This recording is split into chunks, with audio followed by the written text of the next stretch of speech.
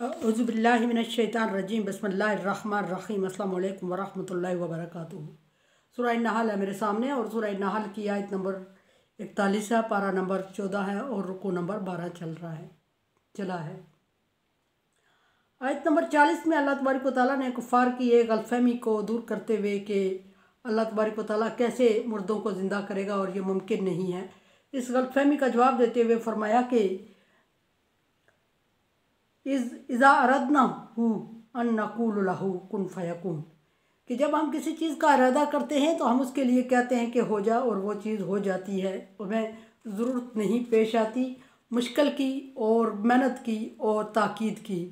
सिर्फ कह देना काफ़ी होता है कि हो जा और वो काम हो जाया करता है। यहाँ आयत नंबर 41 में अल्लाह तबारक व तआला क्या फरमा रहे हैं? अल्लाह तबारक व तआला आयत नंबर 41 में महाजरीन की शान में आयत नाज़िल हुई है। वल्लज़ीना हाजरू फ़ी सबीलिल्लाहि मिन बादि मा ज़ुलिमू लनुबव्वियन्नहुम, फरमाया कि वो लोग जिन्होंने अल्लाह तबारक व तआला के रास्ते में हिजरत की और उन्होंने जुल्म बर्दाश्त करने के बाद,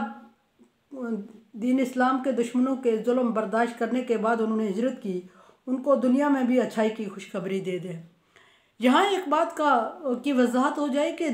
जुल्म बर्दाश्त करने के बाद हिजरत का जिक्र हुआ है, नकल मकानी का जिक्र नहीं हुआ है। अक्सर ये देखा जाता है कि हम लोग अपनी मर्ज़ी से एक जगह से दूसरी जगह शिफ्ट हो रहे होते हैं और हम अपने आप को महाजरों से कंपेयर कर रहे होते हैं और कह रहे होते हैं कि हमने हिजरत की या हम हिजरत कर रहे हैं। हिजरत और नकल मकानी में उतना ही फ़र्क होता है जितना जंग और जहाद में होता है। हिजरत अल्लाह तबारक व तआला के दीन की सरबुलंदी के लिए की जाती है और नकल मकानी अपनी मर्ज़ी और स्टेटस के लिए की जाती है या दुनियावी अगराज के लिए की जाती है। दूसरे अल्फाज में, हिजरत जब मुसलमान ऐसे मुल्क में रह रहे हों जहाँ महकूम हों और उनको अपने मज़हब के मुताबिक आज़ादाना ज़िंदगी ना गुजारने दी जा रही हो और मज़हब पर उनकी पाबंदियाँ हों और मुश्किलात हों और जुल्म और सितम बर्दाश्त कर रहे हों महज मज़हब की वजह से, दीन की वजह से, अल्लाह के दीन की वजह से उनकी का जीना मुश्किल हो रहा उस मुल्क में, तो वहाँ से अल्लाह तबारक व तआला ने हिजरत का हुक्म दिया। हजरा, इसका मतलब है छोड़ देना। किसको छोड़ देना? अपने घर बार दोस्त अहबाब रिश्तेदार माल असबाब सबको छोड़, मुल्क, सबसे बड़ी बात यह कि अपने मुल्क को दीन की खातर छोड़कर या कुर्बानी देकर अल्लाह के हुक्म के मुताबिक किसी दूसरी जगह पर आबाद हो जाने को हिजरत कहा जाता है। और नकल मकानी अपनी मर्ज़ी और अपनी स्टेटस के मुताबिक कहीं शिफ्ट हो जाने को कहा जाता है। अल्लाह तबारक व तआला के रास्ते में हिजरत की सबसे बड़ी मिसाल नबी सल्लल्लाहु अलैहि वसल्लम और आपके सहाबाए कराम जिन्होंने मक्के से मदीना हिजरत की, और मक्के में आप सल्लल्लाहु अलैहि वसल्लम और आपके साथियों का जीना मुश्किल हो गया था और कुफार मक्का के जुल्म हद से बढ़ गए थे, और फिर भी आप सल्लल्लाहु अलैहि वसल्लम ने हिजरत नहीं फरमाई थी और मक्के में रह के दीन इस्लाम की तबलीग फरमा रहे थे जब तक कि अल्लाह तबारक व तआला का हुक्म नहीं हुआ, जब तक हिजरत नहीं हुई। और हिजरत का एक मानी अल्लाह के हुक्म से छोड़ देने का भी है। अल्लाह तबारक व तआला के हुक्म के बगैर छोड़ देने के जगह को छोड़ देने का नाम हिजरत नहीं। यहाँ फरमाया कि जिन लोगों ने अल्लाह तबारक व तआला की राह में हिजरत की, बाज़ रवायात में ये आयत का शान नज़ूल फ़तह हिजरत मदीना है। तो अल्लाह तबारक व तआला ने फरमाया कि यहाँ के जिन लोगों ने अल्लाह तबारक व तआला के हुक्म से अल्लाह तबारक व तआला के दिन की खातर हिजरत की और एक जगह से दूसरी जगह शिफ्ट हुए और अपने माल असबाब, अपने रिश्तेदारों को, अपने आबा व अजदाद को, अपने बच्चों को, बीवी बच्चों को छोड़ आए और अल्लाह तबारक व तआला के दीन की सरबुलंदी की खातर किसी दूसरी जगह आबाद हुए, उनके लिए उनको खुशखबरी दे दो कि दुनिया में भी अच्छाई है। इससे वाज़ेह सबूत ये हो रहा है कि हिजरत मदीना की तरफ इशारा है कि जब भी नबी सल्लल्लाहु अलैहि वसल्लम ने अल्लाह तबारक व तआला के हिजरत के हुक्म से मक्का छोड़ा और सारे माल असबाब थोड़ा बहुत जो भी था आपके पास, आप मक्के में छोड़ के मदीना चले आए और बिल्कुल कसम पुरसी की हालत में आए और वहाँ आके अपने आपने मवाख़ात कायम की और एक अंसार भाई का, अंसार का मतलब होता है मददगार, जो मदीने के लोग मुसलमानों की मदद कर रहे थे उनको अंसार का लक़ब दिया गया। और जो अंसार भाइयों के और महाजिर भाइयों के दरमियान आप सल्लल्लाहु अलैहि वसल्लम ने अल्लाह तबारक व तआला की मर्ज़ी से मवाख़ात कायम की, भाईचारा कायम किया। और उस वक्त मुसलमानों के पास एक टाइम खाने के लिए कुछ नहीं था। महाजरीन अंसार मदीना ने मुसलमानों की भरपूर मदद की, अपने माल असबाब जायदादों में से आधा आधा महाजर भाइयों को दे दिया। एक जगह ये भी मिसाल है कि जिन लोगों की 2-3 बीवियाँ थी उन्होंने एक अपनी बीवी महाजर भाई को दे दी। और लेकिन ये भी ज़ईफ़ रवायत है। बहरहाल आप सल्लल्लाहु अलैहि वसल्लम ने हुक्म दिया, हुक्म की तामील की और मदीना में ठहरे। तो अल्लाह तबारक व तआला यहाँ फरमा रहे हैं कि दुनिया में उनको खुशखबरी दे दो अच्छाई की। तो जितनी अच्छाई नबी सल्लल्लाहु अलैहि वसल्लम की मदीने में हिजरत करने के बाद अल्लाह तबारक व तआला ने आपको अता फरमाई कि एक वो ग्रोह मुसलमानों का छोटा सा जो शदीद कसम पुरसी की हालत में मक्के वालों के जुल्म बर्दाश्त करके भूखे नंगे मदीना में पहुँचे थे और मदीने वालों ने हाथ बढ़ाया था उनके लिए मवाख़ात का और उनकी मदद की थी और खाने पीने को दिया था। इवन के महाजर भाइयों के पास खाने पीने के लिए भी कुछ नहीं था। उन महाजर भाइयों को अल्लाह तबारक व तआला ने ठिकाना दिया और दुनिया में उनको अच्छाई दी कि देखते ही देखते उनका बिज़नेस बहुत अच्छा चल पड़ा और उनकी तजारत चल पड़ी और वो अंसार भाइयों के बराबर हो गए। और फिर ये भी कि उस सल्तनत जिसमें आप महाजर की हैसियत से आए थे उसमें आप बादशाह का रोल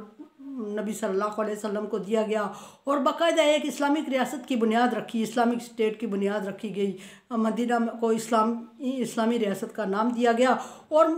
इस्लामी पहली रियासत मदीना को करार दिया गया। तो ये बहुत अच्छा ठिकाना है दुनिया में उनके लिए अच्छाई जो अल्लाह तबारक व तआला ने वादा किया है, इससे बड़ी मिसाल और कोई नहीं मिलती। लेकिन यहाँ फिर सवाल ये है कि हिजरत करने वाला अल्लाह तबारक व तआला के रास्ते में अल्लाह तबारक व तआला के दीन की सरबुलंदी के लिए अल्लाह तबारक व तआला के हुक्म के मुताबिक हिजरत कर रहा हो।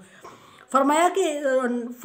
नुबव्वियन्नहुम फिद दुनिया हसना, और आप सल्लल्लाहु अलैहि वसल्लम उनको दुनिया में अच्छाई की खुशखबरी दे दें। वला अजरुल आखिरा अकबर, और ये भी उनको बता दें कि ये दुनिया में जो उनको अच्छाई मिली है आखिरत का अजर इनसे कहीं ज़्यादा है। लौ कानू यालमून, काश के वो इस चीज़ को जान सके,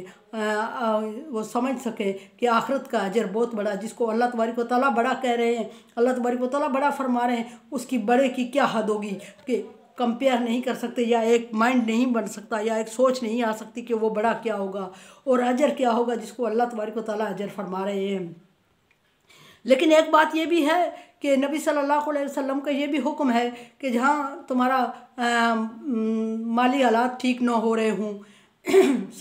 माली हालात ना ठीक हो रहे हों और जहाँ तुम्हारी सेहत पर अच्छे असरात ना पड़ रहे हों, जिस घर में जिन जगहों पे तुम्हारी हालात अच्छे ना हो रहे हों, जिन जगहों पे तुम्हारी इज़्ज़त नफ्स मजरूह हो रही हो, उस जगह से हिजरत कर दो। उसको भी नबी सल्लल्लाहु अलैहि वसल्लम ने हिजरत ही का नाम दिया। लेकिन जिस तरह जहाद के दर्जात हैं इसी तरह हिजरत के भी दर्जात हैं। ये छोटी चीज़ छोटे मकसद के लिए हिजरत करना बहरहाल उसका भी अजर होता है और बड़े मकसद के लिए उसका भी एक हिजरत की बड़ी कसम है जिसको जो नबी सल्लल्लाहु अलैहि वसल्लम ने की। और जो उसके बाद जो दीन इस्लाम की सरबुलंदी के लिए जो लोग कर रहे हैं उनके लिए नबी सल्लल्लाहु अलैहि वसल्लम ने और अल्लाह तबारक व तआला ने भी हिजरत का नाम दिया और नबी सल्लल्लाहु अलैहि वसल्लम ने भी हिजरत ही फरमाया उसको कि जहाँ तुम्हारा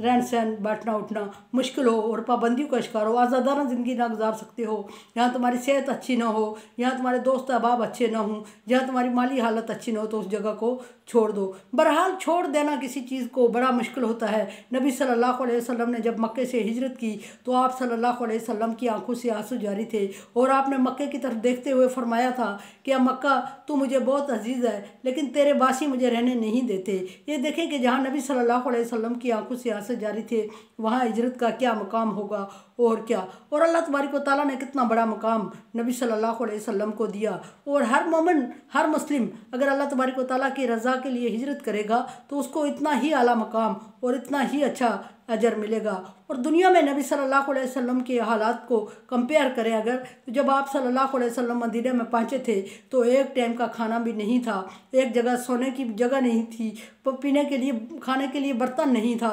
वहाँ अल्लाह तबारक व तआला ने आपको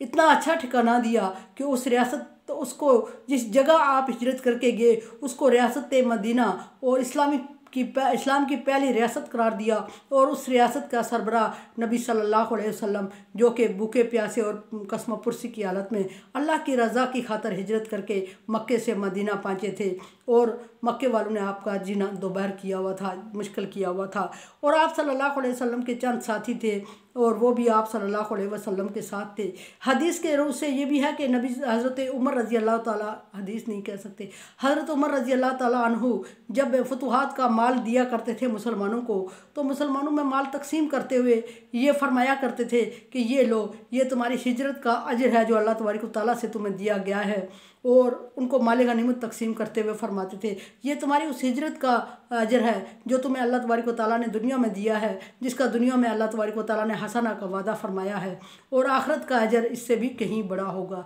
ये हज़रत उमर के अल्फाज हैं। और नबी सल्लल्लाहु अलैहि वसल्लम ने मुश्किल वक्त में हिजरत करने का हुक्म दिया और फरमाया कि अल्लाह तबारक व तआला ने कि अकबर आखिरत का अजर बहुत बड़ा है। और काश के ये लोग समझते। अब यहाँ ये लोग समझते से क्या मुराद है कि मुसलमान ना समझते, मोमन ना समझते, तो मुसलमान और मोमन हिजरत ही क्यों करते। डेफिनेटली उन्होंने उस अजर को समझा था और अल्लाह के हुक्म पर, अल्लाह की आवाज़ पर लब्बैक कहा था, तभी तो एक जगह से दूसरी जगह शिफ्ट हुए थे अल्लाह के हुक्म के मुताबिक, अपने माल असबाब छोड़ के, अपने बीवी बच्चे छोड़ के, अपने वालिदैन छोड़ के, अपने रिश्तेदार छोड़ के, अल्लाह के हुक्म और अल्लाह के दीन की सरबुलंदी के लिए मक्का छोड़ के मदीना शिफ्ट हो गए थे। तो ये अजर को समझ ही रहे थे तो तभी किया था, अल्लाह के हुक्म के अहमियत को समझ रहे थे तभी किया था। लेकिन यहाँ मुराद वो लोग हैं जो मुसलमानों को ताना तंज करते थे और कहते थे कि इस्लाम लाने का इनको ये फ़ायदा हुआ कि इनको अपना वतन भी छोड़ना पड़ा। क्या इसको इस्लाम कहते हैं और इसको अच्छाई कहते हैं, तो हम तो इससे बाज आए। फिर दूसरी जगह जाके ये भी कहते थे कि शुक्र है कि हम इस्लाम नहीं लाए, नहीं तो आज हमें भी अपना वतन छोड़ना पड़ता, मुल्क छोड़ना पड़ता और इतनी ही मुश्किल और खुबारी उठाना पड़ती। तो इस पर मुसलमान और इक्का दुक्का जब मुसलमानों को मदीने में ये खबर होती थी या कुछ लोग मक्के में रह गए थे मुसलमान और उनको परेशानी होती थी जब उनके ऐसी तंज़िया अल्फाज सुनते थे, तो आप सल्लल्लाहु अलैहि वसल्लम से भी डिस्कस करते थे और परेशान होते थे कि आज इन्होंने महाजिरीन के बारे में ये अल्फाज कहे हैं और हम पर गुनाह गुजर रहे हैं। उनके लिए अल्लाह तबारक व तआला फरमा रहे हैं, जो ये अल्फाज सुन के बर्दाश्त कर रहे थे उनके लिए फरमा रहे हैं कि ये जो अल्फाज ये लोग बोल रहे हैं, काश के इनको हिजरत की अहमियत का एहसास होता और अंदाज़ा होता। और अंदाज़ा हो जाना चाहिए इसलिए कि जिनको महकूमी की हालत में इन्होंने मुल्क बदर किया वो जाके वहाँ के हाकम बने, और हाकम ना सिर्फ हाकम बने बल्कि उस हिजरत की वसीले से ठीक 10 साल बाद उस मक्के पे भी नबी सल्लल्लाहु अलैहि वसल्लम की हाकमियत हुई, जिससे आप मजबूर और लाचार और बेबसी की हालत में जिसको आपने छोड़ा था, हिजरत ही के तफ़ैल अल्लाह तबारक व तआला की रज़ामंदी हुई। और जिस हिजरत ही के तफ़ैल अल्लाह तबारक व तआला ने मुसलमानों को सब्र का उनको अजर दिया। और ये अजर एक तो मदीने की रियासत के बादशाह और ऊपर से उस मक्के से जिससे मजलूमियत की हालत में निकाले गए थे उसको फ़तह करके उस पर भी हाकमियत कायम हुई और मक्के के कफ़ार भी महकूम हुए और ग़ज़वा बदर में शिकस्त का भी सामना करना पड़ा। मेरे चैनल को आप सब्सक्राइब कर रहे हैं, नहीं कर रहे हैं, थैंक यू सो मच। मैं आपसे रिक्वेस्ट करूँगी कि मेरे चैनल को सब्सक्राइब करें और सदका जारिया में मेरा साथ दें, इसको शेयर करें। अल्लाह हाफिज़।